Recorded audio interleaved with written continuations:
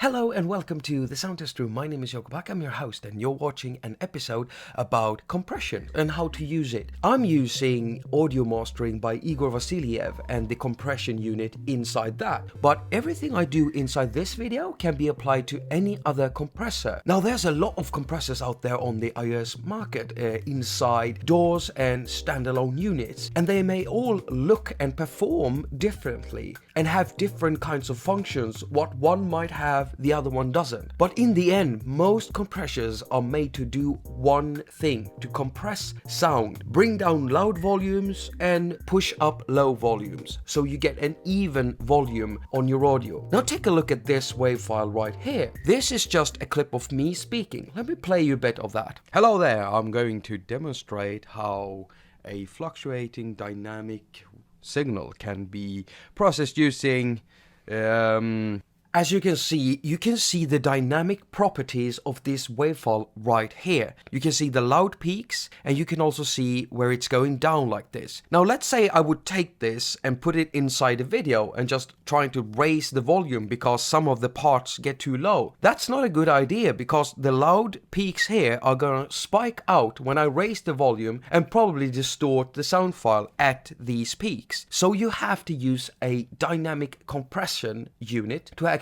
bring those peaks down and raise the lower parts so you get an even audio file. First, I'm just gonna make sure I loop this bit. So I'm gonna put the marker right there and press loop and then set in and then here and set out. Go to dynamic. If you look at this, you actually have a mode. You can switch between multiband and off from multiband. So when you have multiband on, it divides the frequency signals into three frequencies. So you have the low part, the bass parts, and then you have the mid parts and the high parts, and you can compress them individually. I'm not going to do that. What I'm going to do is I'm going to switch that off. So there's a lot on the screen right now, but all we have to focus on is actually this area right here. It's going to turn on the compression. We're going to have a look in this window right here. All compressors have a threshold and a ratio. The threshold determines when the compressor steps in to actually do something. I'm going to turn this on so you can see the metering going. And let's play the file.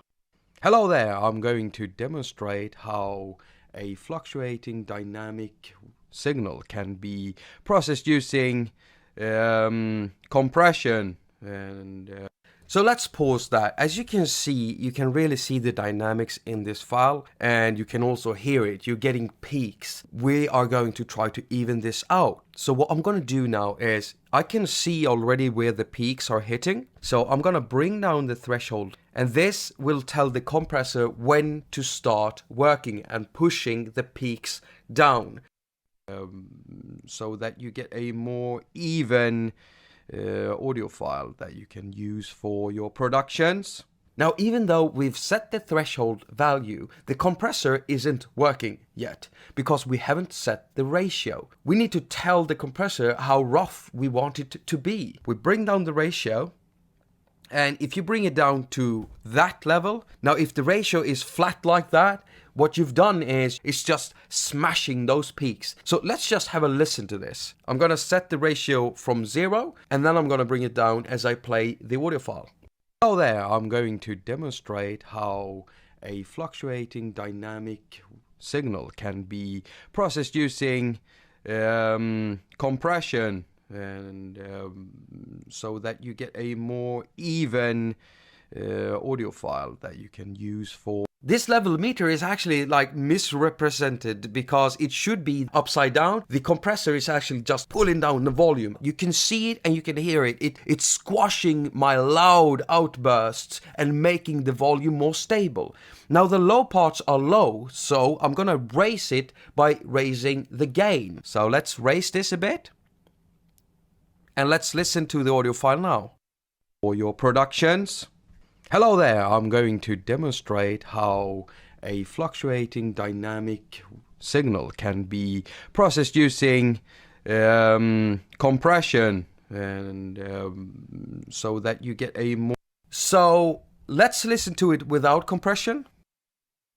Hello there, I'm going to demonstrate how a fluctuating dynamic signal can be processed using compression, and so that you get a more even audio file that you can use for your productions. This is why you use compression. Now, there are good ways of doing this and there are bad ways. What I've basically done, I've built a limiter. I'm just limiting and smashing off the peaks there. But usually I take it much more, I'm much more gentle with the ratio on my compressor. Now, there are more functions in a compressor usually, like attaQ and release. And I'm just going to tell you quite quickly, attaQ is how fast the compressor is going to work. If you have a long release, it compresses and then the compression signal stays there and lingers for a while and goes away slowly. So it keeps on compressing a bit after the first initial hit. Now, this is basically what you need to know about compression and how to use it. So this is something you can experiment a lot with. I do suggest you do that. This is one tool that you really want to know how to use. It will make your productions sound better, keeping your stuff in check. Compression is being used on all kinds of instruments and voices,